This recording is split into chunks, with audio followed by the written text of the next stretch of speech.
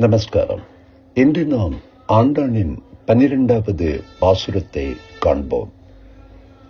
கதைத்திள்ளும் கற்றேருமை கன்று கிடங்கி நினைத்து மூலை வழியே நின்று பால் சோர நதைத்தில்லம் சேராக்கும் நற்செல்வன் தங்காய் நனைத்தில்லம் சேராக்கும் நற்செல்வன் தங்காய் பனித்தலை வீழனின் வாசற்கடை பற்றி சினத்தினால் தென்னிலங்கை கோமானை சேற்ற சினத்தினால் தென்னிலங்கை கோமானை சேற்ற மனத்துக்கு நீயானே பாடவும் நீ வாய்த்திரவாய் இனித்தான் எழுந்தீராய் இதென்ன பேருரக்கம் இனித்தான் எழுந்தீராய் இதென்ன பேருரக்கம் அனைத்தில்ல தாரும் அறிந்திலோரெம் பாவாய். இளம் கன்றுகளை உடைய எருமைகள் பால் கறப்பார் இல்லாமையால் முலை கடுத்து கதறிக்கொண்டு கன்றுகளின் பால் மனம் இறங்கி அவற்றை நினைத்து கொண்டு அந்த நினைவின் தாபத்தினால் முலைக்காம்பு வழியாக இடைவிடாமல் பால் சொரிய அதனால் வீட்டை நனைத்து சேராக ஆக்குகின்றது. நல்ல செல்வத்தை உடையவளின் தங்கையை, எங்கள் தலையில் பனிவிழ உன் தலைவாசலை பற்றி கொண்டு தென் திசையில் உள்ள இலங்கையின் அரசனான ராவணனை தன்னுடைய கோபமாகிய தர்மாவேசத்தினால் கொன்று ஒழித்தவனும் நினைப்பவர் உள்ளத்திற்கு இனியவனுமாகிய ராமபிரானை நாங்கள் பாடவும் நீ வாய்த்திறந்து பேசாமல் ஏன் இன்னும் இருக்கின்றாய்? எல்லா வீட்டுக்காரர்களும் துயில் உணர்ந்த பின்பும் இது என்ன ஓயாத உறக்கம், இனியாவது எழுந்திரு என்று அழைக்கின்றார்கள். நற்செல்வன் என்பது தோன்றி மாயும் செல்வம் அல்ல, நிலைத்திருக்கும் செல்வமும் உடையவன்.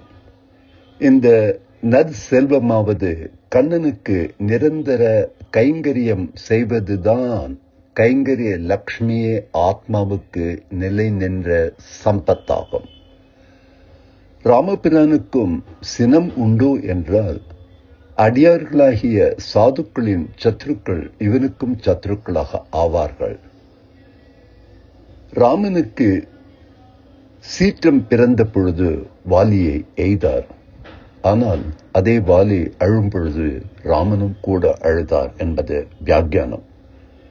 மனத்துக்கு இனியான என்பது சத்ருக்களுக்கும் கண்களில் நீர் வரும் வரை அவனுடைய குணாதிசயங்களை கண்டு மகிழ்வார்கள் என்கிறார்கள். இனித்தான் எழுந்திராய் என்பது எங்கள் ஆசையையும் ஆற்றாமையும் அறிவித்த பின்பும் நீ உறங்கலாமா? எங்களுக்காக நீ எழுந்திராவிட்டாலும் நாங்கள் மனத்துக்கு இனியவனை பாடுகிற பாட்டை கேட்டாவது துயில் எழுவாய் என்று மன்றாடி கெஞ்சி கேட்டுக் கொள்கிறார்கள். தலையிலே பனி வெள்ளமிட, கீழே பால் வெள்ளமிட, உள்ளத்திலே கண்ணன் மீது காதல் வெள்ளமிட, தெப்பம் பற்றுவாரைப் போல இவளுடைய வீட்டின் வாசற்படியின் மேற்கட்டையை பற்றி அவளை நாங்கள் கூப்பிடுவது ஒரு உணர்ச்சி சித்திரமாக இந்த பாசுரத்தில் அமைந்திருக்கின்றது. இந்த பாசுரத்தில் முதல் 2.5 அடிகளில் இவள் தமையனது செல்வச் சிறப்பை கூறுகிறாள். அவன் எப்போதும் கண்ணனுடைய கூடித் திரிவதால் காலம் தவறாது மாடுகளை பால் கறப்பது இல்லை. அதனால் மாடுகள் முலை கெடுத்து கன்றை நினைத்து குமுறி பால் சொரிகின்றனவாம். அத்தகைய செல்வனுக்கு தங்கையாக பிறந்தவளே என்று அழைக்கிறார்கள், பெருமையாக அழைக்கிறார்கள். இந்த ஆயர்பாடியில் உள்ள பெண்கள் எல்லோரும் திரண்டு வந்து இவள் மாளிகை வாசலில் நின்று கூப்பிடவும், இவள் வாய் திறவாமல் இருப்பது இந்த செல்வ மாளிகையில் வசிக்கும் செல்விக்கு ஒரு மதிப்பை கூட்டுவதாக அமைந்திருந்தாலும், மதிப்பை காட்டுவதாக இருந்தாலும் என்று இவள் கருதி இருந்தால் அந்த மதிப்பும் உனக்கு கிடைத்து விட்டதல்லவா, எழுந்திரு என்கிறார்கள். பாகவத அபிமானத்தில் ஊற்றுமுள்ளவரை எழுப்புதல் இந்த பாசுரத்திற்கு ஒரு உள்ளுரை பொருளாக அமைகின்றது. எருமை கன்றுக்கு இறங்கி நினைத்து மலை வழியே நின்று பால் சோர என்று கூறுவது எம்பெருமான் அடியார் விஷயத்தில் இறங்கி நிற்பதற்கு ஒரு அறிகுறியாக காணும். ஆச்சாரியன் சிஷ்யர்களுக்கு இறங்கி வந்து அருள் கொடுப்பதும் இது என்னுடைய அறிகுறி. நனித்தில்லும் சேராக்கும் கேட்பவர்களின் இதே தாபமெல்லாம் ஆறும்படி குளிரப்பண்ணே குணானுபவத்தாலே கழிக்க செய்வதுதான் நனைத்தில்லும் சேராக்கம். தலைமேல் சொரியும் பனி ஆழ்வார்களுடைய அருளி செயல்களால் வரும் பகவத் அனுபவம் என்பர். நடுவே பாகவத குணானுபவ வெள்ளம் வேறு. இப்படி பிரபாகமாக 3 வெள்ளங்கள் ஒன்று சேர இங்கே காண்கின்றோம். அனைத்தில்லத்தாரும் அறிந்து பகவத் விஷயம் ரகசியம் ஆக இருக்காது. அது எங்கும் பிரசித்தி பெற்றதாக இருக்கும். இதை கேட்டு நீ எழுந்திருப்பாயாக என்று இவர்கள் அழைக்கிறார்கள். ஆண்டாளின் மீது மிகுந்த பக்தி கொண்ட ஒரு பக்தி எழுதிய ஒரு பாடல் இங்கே இடம்பெறுகின்றது. துர்கா ராகத்தில் விஷ்ணு சித்தன் குலம் விளங்க வந்துதித்த திருமகளே, வில்லிபுத்தூர் நலம் விளங்க அவதரித்த தலைமகளே, வடபத்ர சாயுதனின் ஆலயத்தில் அமர்ந்தவளே, சுடற்கொடியே துளசிவனம் கிடந்தவளே தாலேலோ. அமிர்தவர்ஷினி ராகத்தில் ஆடித்திங்கள் வளர்ப்பிறையில் உயிர் செவ்வாய் உதித்தவளே, சூடித்தர பூரத்திலே பூத்த எழில் முழுநிலவே, மடியினிலே பூமி அன்னை ஏந்தித் தந்த பெருநிதியே, பாடி தினம் பூத்தொடுத்த மறிக்குழுந்தே தாலேலோ. லலிதா ராகத்தில் பட்டர் பராசரர் மகிழ்ந்து பாடல் தந்த கோதையன்றோ, இட்டமுடன் உய்யக் கொண்டான் சீர்பாடிய மாதவமே, கவிசிங்கம் களிப்பினிலே துதிப்பாடிய தூமணியே, புவி முழுவதும் தொழுதேத்தும் தாமரையே தாலேலோ. சாரங்க ராகத்தில் 6 ஆழ்வார்களின் தனி பீடம் அமர்ந்தவளே, கருநிறத்தான் கோயிலெல்லாம் குலுவீற்றிருக்கும் எழிலணங்கே, மறையோதும் வைணவர்கள் குருவே எம் குலவிளக்கே, குறைவில்லா குணக்குன்றே மல்லிகையே தாலேலோ. காம்போதி ராகத்தில் குழல் முடித்து கொண்டையிட்டு பூச்சூடும் வஞ்சுளமே, எழில் கரத்தில் கிளியேந்தும் சின்ன இடை அஞ்சுகமே, மனம் கமிழும் மலர் மாலை வட மார்பில் அணிந்தவளே, மணமாலை வேண்டிய என் சம்பகமே தாலேலோ.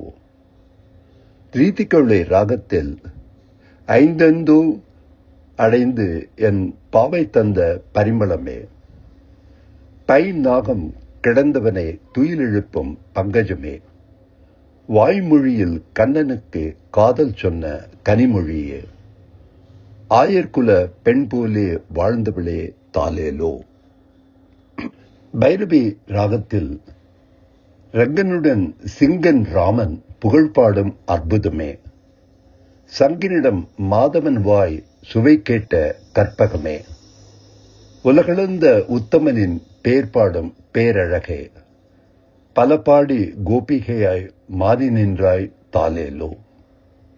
ஹிந்தோள ராகத்தில் மார்கழியின் பெருமை சொல்ல நோன்பிருந்த பூமகளே, பார்ப்புகழ் கிருஷ்ணதேவராயரின் பாடி வைத்த பாமகளே, எங்கும் மழை பொழிக என்று வேண்டி நின்ற தூமகளே, கொங்கையின் மேல் கிடந்தவனே கடிந்தவளே தாலேலோ. ரஞ்சினி ராகத்தில் பக்தியுடன் ஞான வழி சேர்ந்தளித்தாய் குருகுலமே, பக்கத்திலே தோழியரை சேர்த்தணைத்தாய் குணமயிலே, பாடலிலே பரமனையே மயங்க வைத்தாய் இளங்குயிலே, கூடி நின்று குளிர்ந்திடவே எமைப்பணிந்தாய் தாலேலோ. நீலம்பரி ராகத்தில் தாயாக உனையுகந்து துதித்திடவே மழைமுகிலே, சேயாக உனை அணைத்து சீராட்டவோ சரமழையோ சரமழையே, குருவாக உனை உணர்ந்து பதம் தொடவே தருநிழலே, இறையெனவே சரணடைந்து பாடுகின்றேன் தாலேலோ. நீலாம்பரியில் தாயாக உனை யுகந்து துதித்திடவோ மழைமுகிலே, சேயாக உனை அணைத்து சீராட்டவோ சரமழையே, குருவாக உனை உணர்ந்து பதம் தொடவோ தருநிழலே, இறையெனவே சரணடைந்து பாடுகின்றேன் தாலேலோ என்று ஒரு சிறப்பான கவிதையை சிறந்த பக்தை எழுதியிருக்கிறார்கள். ஆண்டாள் திருவடிகளே சரணம்.